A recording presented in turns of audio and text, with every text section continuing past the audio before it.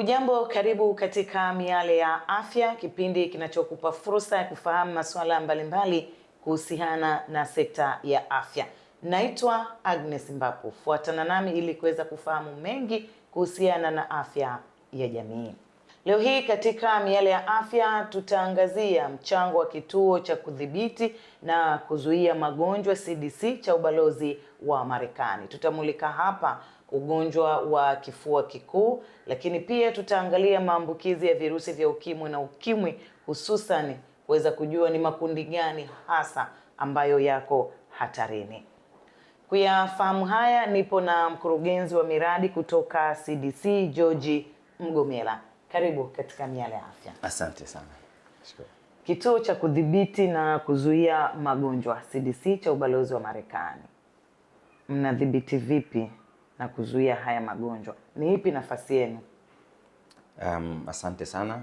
Basi kwa kujitambulisha tu, mimi naitwa George Mgomela, ni mkurugenzi wa miradi wa kituo cha kudhibiti na kuzuia magonjwa cha ubalozi wa Marekani.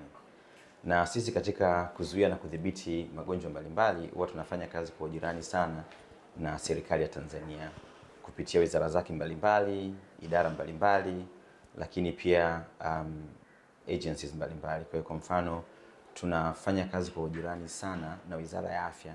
Kwa kifupi CDC ni kama Wizara ya Afya ya Marekani. Kwa hiyo kwa hapa Tanzania mwenyeji wetu mkubwa ni Wizara ya Afya ya serikali ya Tanzania. Lakini pia tunafanya kazi na TAMISEMI, tunafanya kazi pia na taasisi ya kuzuia virusi vya ukimwi TACAIDS, na kwa upande wa Zanzibar tunafanya kazi na Wizara ya Afya ya Zanzibar na pia taasisi ya kuzuia virusi vya ukimwi ya Zanzibar. Tumeona mnafanya kazi na Wizara ya Afya na serikali kwa karibu zaidi, hususan Tume ya Kudhibiti Ukimwi, TAMISEMI pamoja na Wizara ya Afya yenyewe pamoja na kule Zanzibar. CDC iko katika mikoa mingapi Tanzania? CDC iko katika mikoa 11 ya Tanzania, ambako ndio sehemu kubwa sana ya huduma zetu tumejikita huko. Katika mikoa hiyo, labda kwa kuitaja kwa haraka tu, tuna mkoa wa Dar es Salaam, tuna mkoa wa Pwani, mkoa wa Tanga, mkoa wa Mara, mkoa wa Simiyu, Mwanza, Geita, Shinyanga, Kagera na Kigoma, lakini pia tunatoa msaada wa kiufundi kwa Wizara ya Afya ya Zanzibar. Na sehemu kubwa ya kazi zetu ambazo tunafanya huko, sisi tumekuwa ni kinara katika kuhakikisha kwamba huduma za maabara nchini zinaimarika ili kuweza kuhakikisha kwamba watu wanaoishi na virusi vya ukimwi wanatambulika kwa haraka na kwa usahihi, lakini pia watu ambao wana maambukizi ya ugonjwa wa kifua kikuu nao wanaweza kutambulika.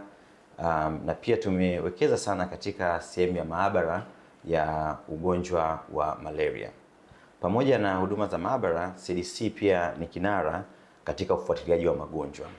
Nikisema ufuatiliaji na maana ya surveillance na research.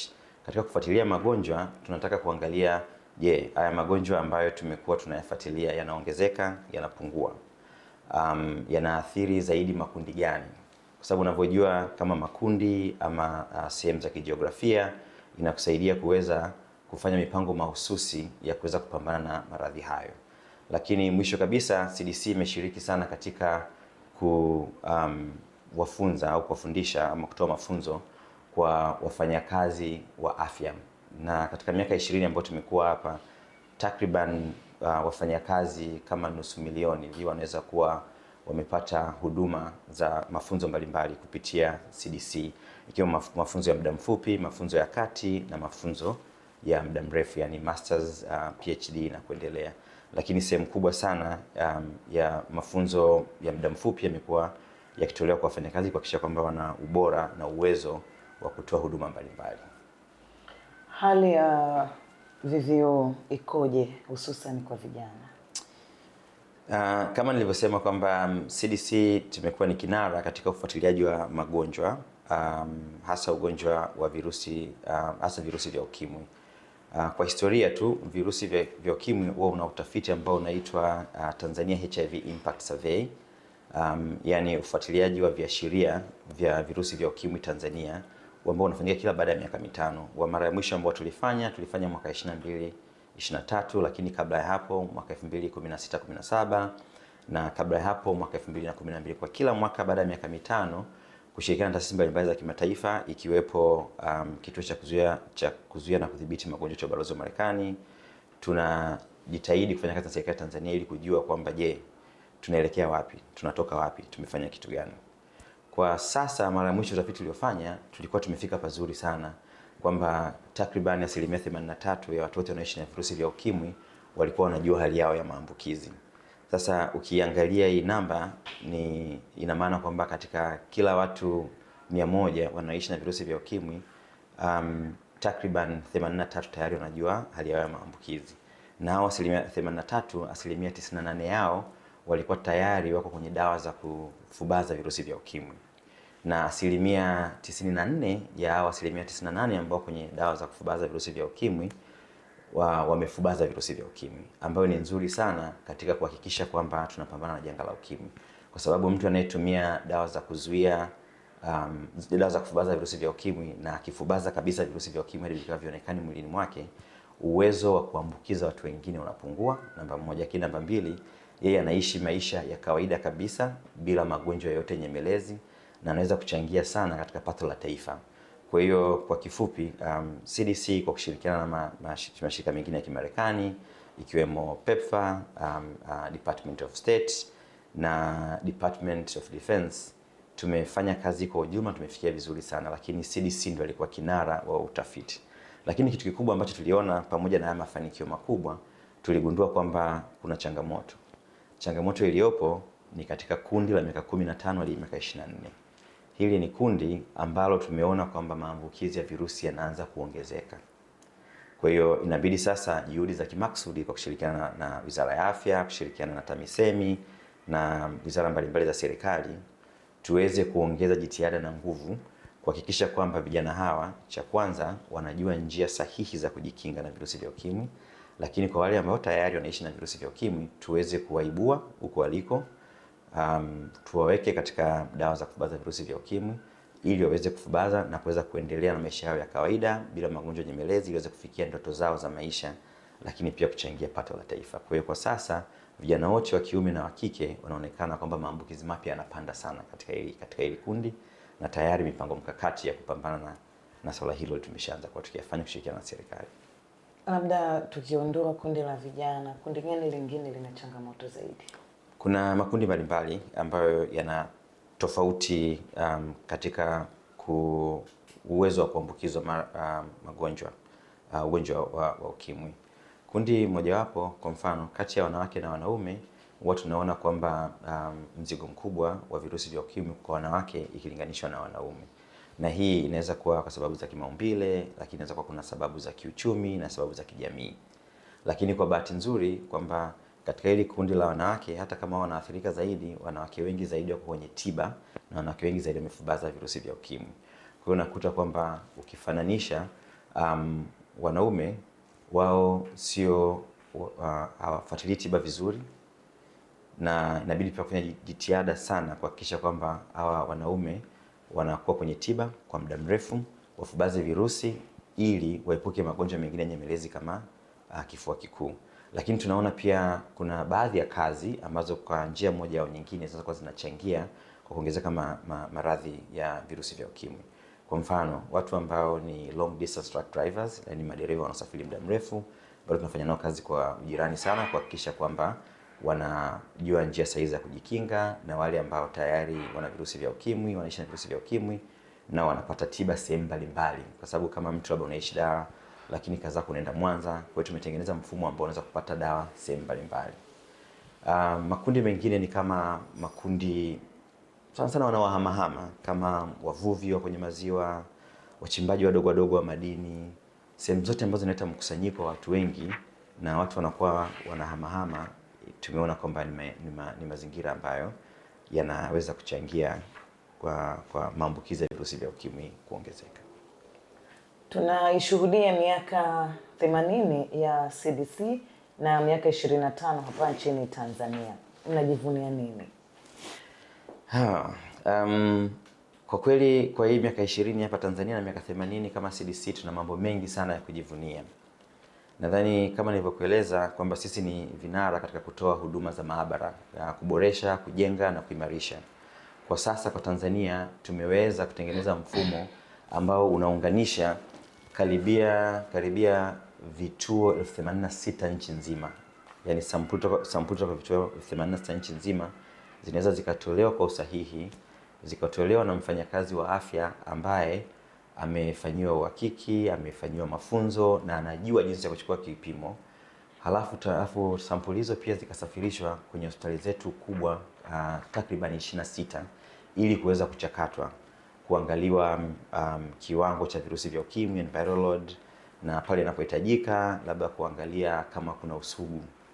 Na hiyo haijaishia tu kwenye virusi vya ukimwi, lakini pia kwenye TB tumefanya mfumo mzuri sana wa sample referral, yani sample kutoka sehemu moja kwenda sehemu nyingine, kwa sababu hauwezi kuweka mashine kubwa kila sehemu, kwa sababu zinahitaji ufanisi wa hali ya juu, inahitaji wafanyakazi ambao wana uwezo.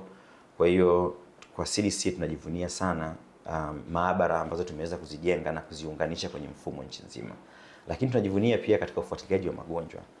Hacha tu ule ambao tunafanya hizi research ambazo tunafanya katika nyumba ili kuweza kujua kiwango cha maambukizi mapya, watu ambao wanatumia dawa, watu ambao hapo kwenye dawa, makundi gani yanaathirika zaidi, lakini pia katika tunapotoa huduma za virusi vya ukimwi tumeweza kufanya monitoring and evaluation nzuri sana, yani ile ufuatiliaji kuhakikisha kwamba tunafanya kazi kwa ufanisi, tunaweza kutrack kiasi gani cha pesa kimetumika, tunaweza kutrack wafanyakazi gani wamehusika, tunaweza kutrack sehemu gani bado kuna sehemu ambazo kuna gaps ili tuweze kufanya kazi zaidi. Kwa hiyo kwa ujumla kama CDC kwa kweli tumesukuma mbele ili gurudumu la kuweza kupambana na virusi vya ukimwi. Nikiangalia katika miaka 20 ambapo CDC ikianza hapa Tanzania hadi sasa imeitoa ukimwi kama janga la kitaifa. Bado ni janga la kitaifa, lakini tumefikia sehemu ambayo tunaona mwanga kwamba tukiendelea na juhudi hizi, wananchi wakiendelea kuelimika na kuchukua tiba mbalimbali, wakiendelea kupata ushauri nasaha, tunaweza tukafika sehemu ambayo tumekuwa hatuna tena ili janga la virusi vya ukimwi kwa Tanzania. Mnadhibiti na kuzuia. Ndiyo. Kinga hasa, twende kwenye kinga ya VVU. Hii walengo inawafikiaje? Kweli kuna muda ukiangalia sana kwamba kazi kubwa sana na nzuri ambayo tumefanya ni ya kuweza kuibua wanaoishi na virusi vya ukimwi na kuhakikisha kwamba wanapata dawa, na zile dawa wakizitumia vizuri zinakuwa kama ni kinga kwa wengine ambao hawaishi na virusi vya ukimwi. Lakini pia CDC kwa kushirikiana na taasisi nyingine za ubalozi wa Marekani na Wizara ya Afya, TAMISEMI, Wizara ya Afya Zanzibar, tumekuwa kila mara tukitafuta ubunifu zaidi, tukitafuta kujiongeza na kuangalia je, sayansi ya kimataifa inasemaje. Sasa kwa sasa sayansi ya kimataifa inaonyesha kwamba kuna sindano ambayo ni dawa kinga ambayo wale ambao katika hali ya juu ya uhatarishi wa kupata maambukizi ya virusi vya ukimwi wanaweza kuichoma hiyo sindano mara moja kila baada ya miezi 6, na itasaidia wao kuweza kuzuia kutopata virusi vya ukimwi. Na dawa hiyo ambayo inajulikana, dawa ya kuchoma inajulikana kama Lenacapavir, tayari imeanza kuwa na mipango mbalimbali Tanzania ili kuweza kuileta na hatimaye Watanzania wale walio katika hatari kubwa ya kupata virusi vya ukimwi waweze kuitumia, na hii itatusaidia sana kama kufunga bomba. Yaani badala ya watu wapya wanaoishi na virusi vya ukimwi kwa kunaongeza kwenye ile namba yetu, tutaweza kusimamisha hilo na kuendelea kupata nguvu zaidi ya kuwatunza wale waliopo tayari kwenye matunzo. Lakini inasemekana pamoja na hizo zote bado kondomu inatambulika kama kinga pia, lakini inasemekana matumizi yake yameshuka na hata upatikanaji wake ni wa gharama. Ni kweli tunavyofanya kinga hatutumii njia moja. Hakuna njia moja ambayo ilikuwa bora kuliko nyingine. Kwa hiyo kwa lugha ya kitaalamu huwa tunapenda kusema kwamba tunafanya combination prevention, kwamba kila mtu lazima awe na uwezo wa kupata njia mbalimbali. Kwa hiyo tunataka kuhakikisha kwamba wale wenye uwezo wa kupata kondom wanapata kwa haraka kadri inavyowezekana na kwa gharama nafuu. Wale ambao watahitaji kupata dawa kinga za kuzuia kupata virusi vya ukimwi ambao katika hali ya juu ya uhatarishi wa virusi vya ukimwi nao wanapata, lakini pia hata ushauri na saa kwamba kwa vijana wetu kama wakichelewa kuanza tendo la ndoa, yani delayed sexual debut, nayo inasaidia sana ili kuweza kuhakikisha kwamba wanapambana na virusi vya ukimwi. Na pia tumekuwa tukifanya na TACAIDS na wizara na serikali kuhakikisha kwamba vijana wengi wanakuwa katika sehemu ambayo wana vitu vya kujishughulisha navyo vya kiuchumi, wafanye kazi ili badala kupoteza muda mwingi wakiwaza mambo ya ngono, watakuwa wanawaza jinsi ya kujenga uchumi na kufanya vitu vingine. Lakini pia imeonekana kwamba kwa watoto wa kike wanapokuwa wana kipato, inawasaidia sana kupunguza virusi vya ukimwi, kwa sababu inakuwa ni kazi wao kuweza kurubuniwa. Kwa hiyo kwa ujumla, tunapopambana na virusi vya ukimwi tunatumia njia mbalimbali. Hakuna njia moja ambayo inaonekana inaweza vitu vyote, ingawa hii sindano ya Lenacapavir imeonyesha uwezekano mkubwa sana wa kufanya kazi vizuri kwa kipindi kifupi, lakini tunahakikisha kwamba njia nyingine mbadala nazo zinakuwepo. Na mtazamaji, kama ndio kwanza unafungulia luninga yako, kipindi hewani ni Miale ya Afya. Tunazungumzia mchango wa kituo cha kudhibiti na kuzuia magonjwa CDC cha ubalozi wa Marekani, hususan tukiangalia virusi vya ukimwi na ugonjwa wa ukimwi pamoja na kifua kikuu. Nipo na mkurugenzi wa miradi George Mgomela. Yeye anaendelea kutueleza sasa nafasi ya CDC katika mapambano ya VVU na ukimwi. Serikali ina mkakati wa 95-3 mpaka ifikapo 2030. Nyinyi mnashiriki vipi katika kufikia malengo haya? Asante sana. Sasa huu mkakati wa 95-95 ni mkakati wa kimataifa ambapo nchi nyingi hasa zile ambazo zimeathirika zaidi na hili janga la ukimwi zimekuwa zikitumia kama moja kati ya viashiria vya kuweza kuonyesha jinsi ambavyo tunapambana na virusi vya ukimwi. Kwa upande wa Tanzania, mara miongozo ya kimataifa ilivyoonyesha kwamba tuanze kufuata hii 95 kama part ya fast track ya kumaliza ili janga la ukimwi ikifika mwaka 2030, CDC na taasisi nyingine za ubalozi wa Marekani tulianza kufanya kazi na Wizara ya Afya, tulifanya kazi na TAMISEMI, tulifanya kazi na Wizara ya Afya Zanzibar, TACAIDS na ZAC kuhakikisha kwanza wale ambao wako kwenye sehemu za maamuzi wanaelewa kwamba 95 ni kitu gani. Kwa kifupi, 95 ya kwanza maana yake kufikia mwaka 2030 tunatarajia kwamba 95% ya watu wote wanaishi na virusi vya ukimwi wawe wametambulika kwamba wamejua na wametambulika kwamba wanaishi na virusi vya ukimwi katika mfumo wa afya. 95 ya pili ina maana kwamba wale watu wanaoishi na virusi vya ukimwi ambao tayari wameshajua hali zao wawe wameingia katika dawa za kufubaza virusi vya ukimwi, wengine wanazitaka dawa za kurefusha maisha, ili waweze kupata tiba na kuishi maisha ya kawaida na kupunguza magonjwa nyemelezi.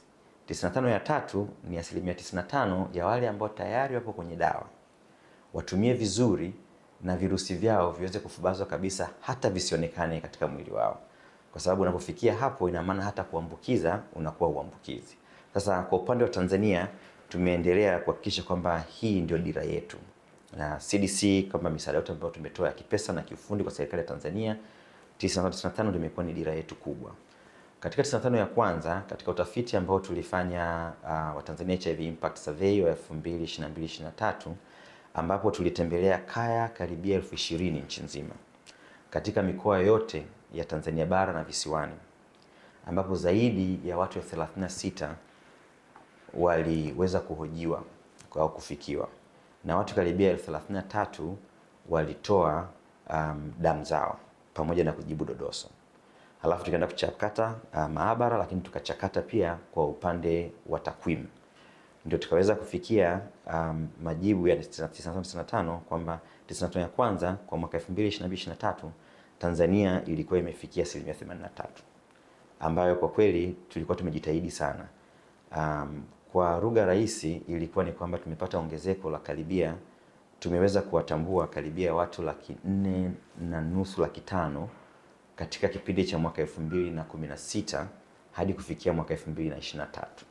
Sasa hiyo ni namba kubwa sana ambao pia tulifanikiwa wengi wao kuweka kwenye dawa na wanatumia vizuri, na ambayo imewapunguzia unyanyapaa, wanaendelea kuishi maisha ya kawaida, kuchangia pato la taifa.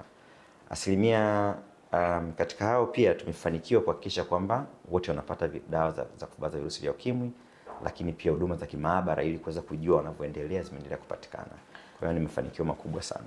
Na vipi kwa upande wa kifua kikuu? Swali zuri. Kwa kipindi cha kifua kikuu, tunapenda niseme kwanza, ugonjwa wa ukimwi unachangia moja kwa moja kuibuka au kuongezeka kwa kasi ya kifua kikuu. Katika watu ambao wameathirika na virusi vya ukimwi, wanaishi na virusi vya ukimwi ambao hawapati matunzo ama hawapati dawa za kufubaza virusi vya ukimwi, wengi wao watafariki kutokana na ugonjwa wa TB. Kwa hiyo tunavyowekeza nguvu kubwa katika virusi vya ukimwi, pia katika njia moja nyingine inasaidia kupunguza maambukizi ya ugonjwa wa kifua kikuu. Kwa hiyo ni kama magonjwa pacha. Okay. Kinga ikishuka, TB ndio inapanda. Okay. Kwa hiyo pia kwa TB tumejitahidi kwa nchi nzima kuhakikisha kwamba huduma za kimaabara ziko vizuri. Hata tumeongeza baadhi ya mitambo, baadhi ya chest x-rays ambazo ukipiga picha inaweza kusoma na kutoa majibu kama vile mtaalamu wa maabara anaweza kutoa, ambayo imesaidia sana kuongeza kwa namba ya watu ambao katika nchi wanatambuliwa na virusi vya ukimwi. 2030 CDC tuione wapi? Ni ipi mikakati yenu hasa katika haya mapambano dhidi ya virusi vya ukimwi na ukimwi? Okay.